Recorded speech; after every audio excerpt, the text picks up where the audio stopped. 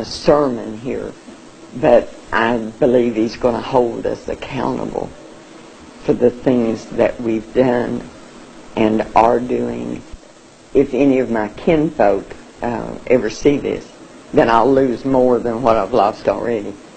And I was thrown out of that church in my early 20s, which was back in the 60s, because I taught that racism was wrong in a Sunday school class. I was asked to leave that church, and the elder of the church, the deacon of the church that came to me and talked to me about it the first time was my grandfather. And he said, you can't say these things. And I said, I can't not say these things.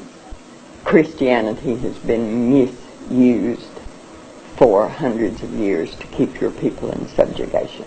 And I'm speaking now a reality that the history books do not record. Christianity was used because if I said, okay, you don't believe the way I believe, and Christianity is the best way to believe, so I'm going to take you, and it's going to be for your own good, honey. It's going to be for your own good.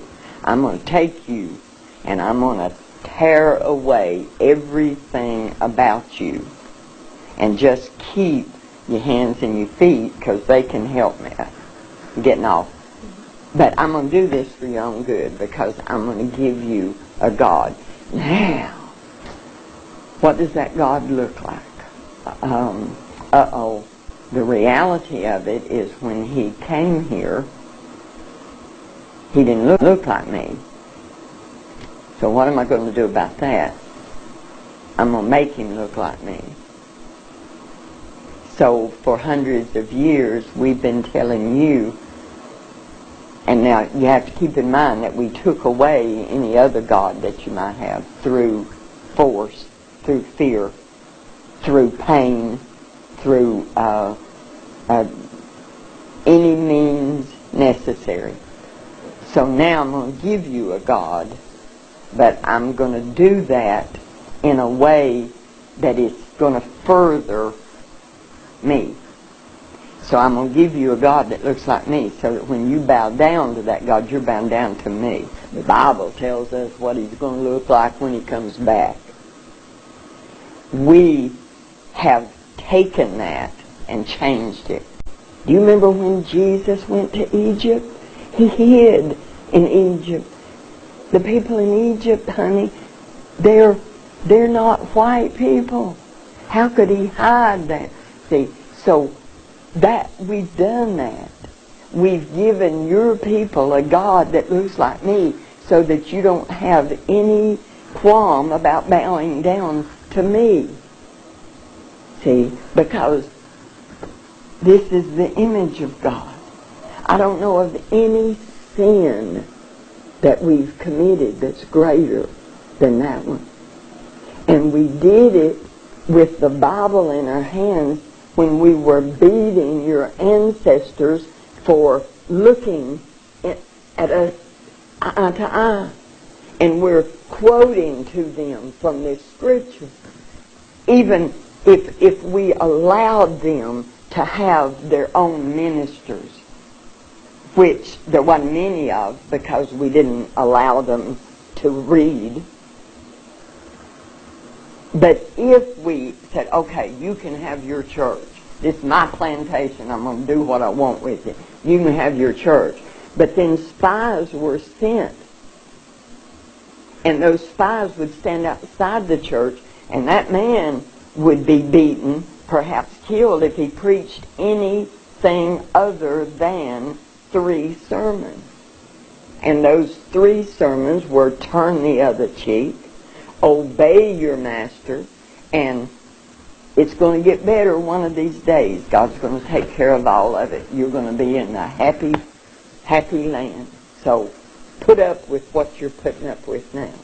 And we made your people preach that to your people.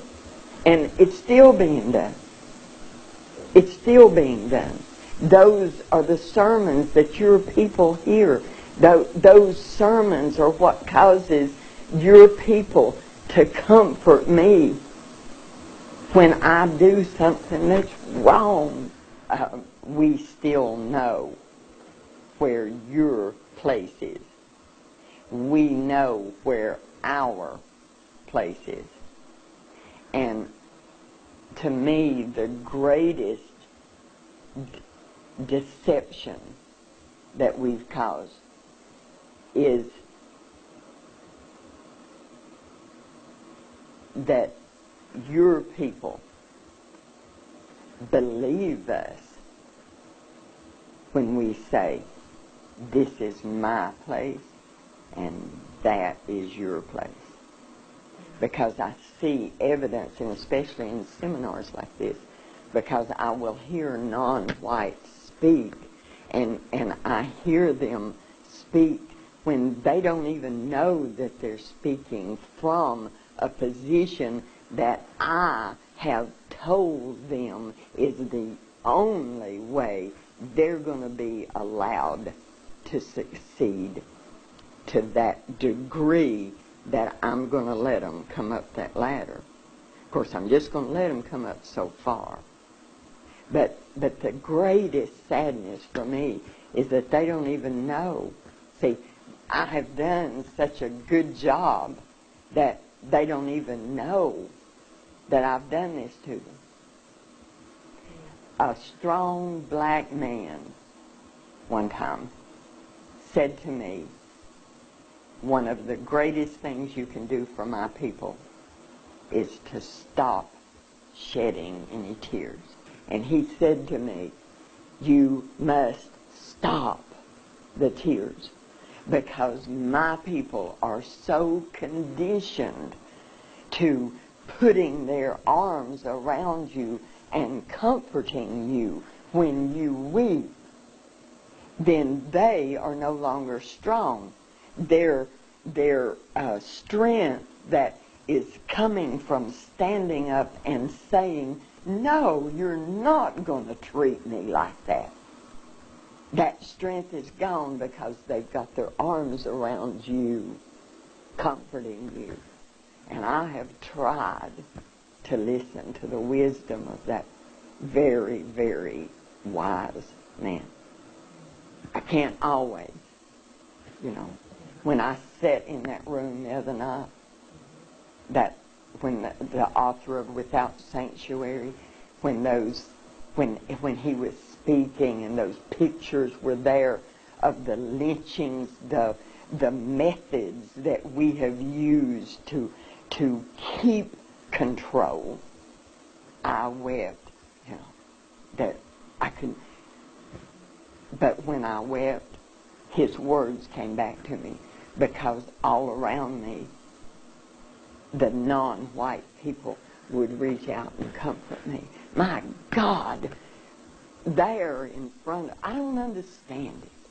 See, I don't understand the closeness that your people have with the Mother Earth, with the concept of beginnings, God Himself. There is so much of that in you that you can forgive me and comfort me when I'm weeping at what I've done to you. See, that's beyond my understanding. I don't understand the